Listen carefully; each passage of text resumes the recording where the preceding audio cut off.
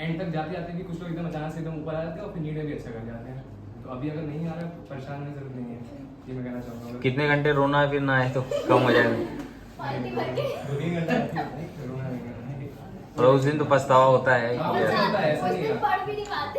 खराब लगेगा जिस दिन टेस्ट होता है इसलिए, लेकिन ठीक है, इससे कोई दिक्कत नहीं। बहुत ज़्यादा परेशान हो, मैंने ये रियलाइज़ किया, मेरा भी 11-20 बहुत ज़्यादा कम हो गया था, तो मेरे को लगता था कि यार क्या हो गया ये, बट फिर ऐसे समझ आया कि फालतू में ही परेशान होता, कोई मतलब नहीं बना उसका। वो आपने अभी थ्योरी बता दो कि दोस्त का कम आ जाता तुम खुश हो जाते। हाँ प्रगत कौन सा थियरी था? दोस्तों का रहता है ना, बढ़िया है। अगर दोस्तों का भी कम आ रहा है तुमको देखे तो चलो इनसे तो ऊपर है हम। समझ रहे हो? देखो अपना कम आए तो बुरा ठीक है, दोस्त का भी कम आए तो खुशी मिलती है, चलो ठीक है यार, हम बर्बाद हैं ये भी बर्बाद है। ठीक है भाई। प्रतीक, तो ये फिजिक्स कैसे तैयार करना है? फिजिक्स में से जैसे यहाँ बात ये है ना कि ऐसे सर जो भी मैं फिजिक्स के टीचर पढ़ा रहे हैं वो पूरी स्टोरी कवर नहीं कर सकते। हाँ, तुम लोगों को फिजिक्स कौन पढ़ाया था? सुरेंद्र सुरेंद्र सर पढ़ाए थे। ठीक है।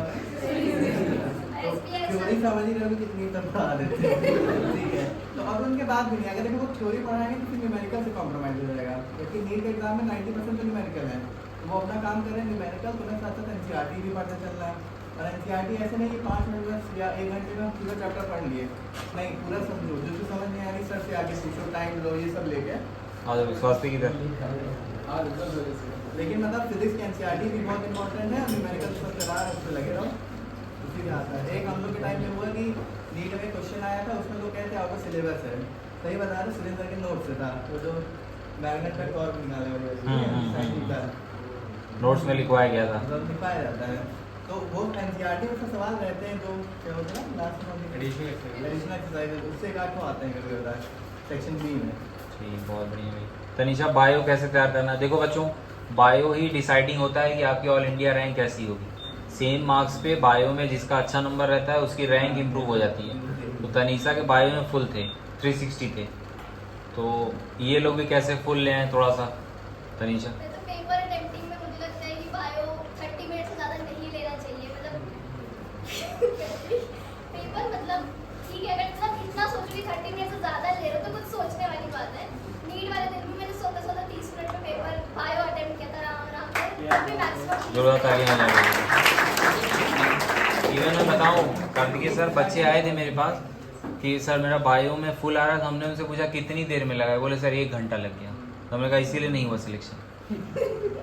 भाई बायो में फुल लाना बड़ी बात नहीं है, उसको टाइम मैनेज करना है। फिजिक्स का पेपर छूट जाएगा, कैलकुलेशन मिस्टेक कर दोगे, √72 को।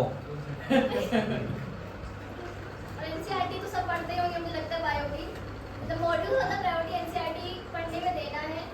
और सिर्फ एक, मतलब ऐसा नहीं कि एक बार हो गया, तुम उसको जितनी बार रीड करते हो सच में तुम्हें कोई ना कोई नया, तुम्हें लगता है कि ये लाइन में ये वर्ड चेंज कर देते शायद मैं गलत कर देती। या ये मेरे साथ इवन लास्ट 1 महीने में हुआ है, मैं जिनमें 2-3 बार अगर एनसीईआरटी उस चैप्टर को पढ़ा है तो लगता है ये वर्ड चेंज कर देता। मतलब तुम उसको जितनी बार एनसीईआरटी में चैप्टर पढ़ सकते हो उतनी बार पढ़ो, एटलीस्ट 6-7 बार, 2 साल में, और 2 साल में एटलीस्ट 6-7 बार तो पढ़ ही लोगे।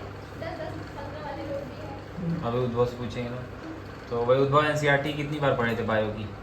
तो सर 2 साल में पूरा, हाँ काउंट तो नहीं है लेकिन मिनिमम एनसीईआरटी बायो की कम से कम 10-15 बार तो 10-15 बार जरूर। हर चैप्टर चाहे छोटा हो बिल्कुल। बड़ा हो, जो इंपॉर्टेंट चैप्टर्स हैं और ज़्यादा बार होंगे। तो बच्चों देखो, उद्भव जो है प्रेशर कम लेता था, रिलैक्स थोड़ा रहता था, तो प्रेशर सिचुएशन में कैसे खुद को मैनेज करना उद्भव कैसे करते थे, बताओ थोड़ा सा बच्चों को। आजकल मेंटल हेल्थ बहुत इंपॉर्टेंट हो गया है।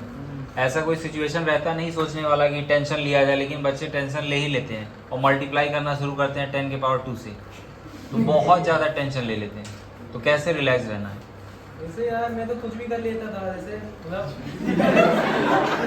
गलत यार लड़का पढ़ाई नहीं हो रही है, मार्क्स कम आ रहे हैं तो कुछ टीवी शो देख लिया, मूवी देख ली, किसी दोस्त से बात कर ली, कोचिंग में अच्छे दोस्त थे पांडे मुझे रात में 10 बजे फोन करके गाली देता था।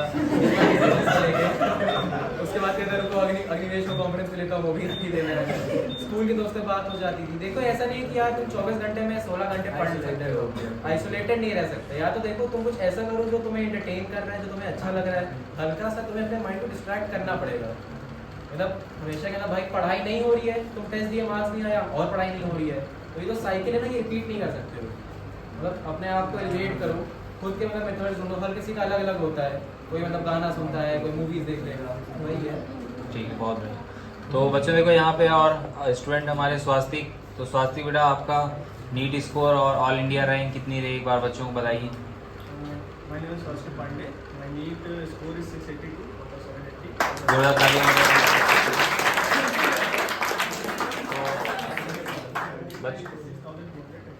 बच्चों देखो स्वास्थ्य को मैं कहता था कि ये कंसिस्टेंसी की मिसाल है। मतलब टेस्ट चाहे मुश्किल हो, चाहे टफ हो, चाहे जैसा है, बहुत सारे बच्चे थे फ्लक्चुएट होता था बाकी बच्चों का, ये कंसिस्टेंट मतलब अपना 690, 695, 690, 695 मेंटेन करके रखता था। तो स्वास्थ्य कंसिस्टेंट कैसे रहना है कंसिस्टेंट जैसे पढ़ाई में और मार्क्स में, दोनों में? थोड़ा सा बच्चों को बताओ।